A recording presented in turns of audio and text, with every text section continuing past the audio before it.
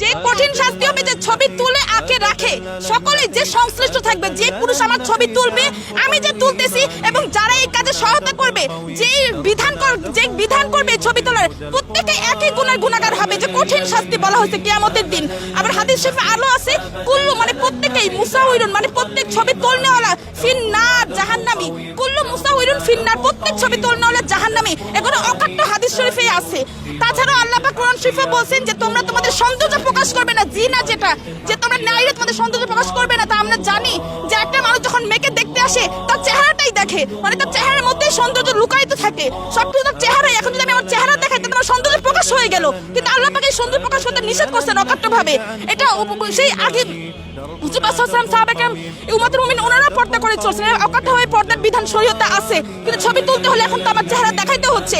যে ছবি পুরুষ যে ছবি তুলবে সে তো আমার চেহারা না দেখে ছবি তুলবে না, তাহলে এটা আমার গুনাহ হচ্ছে।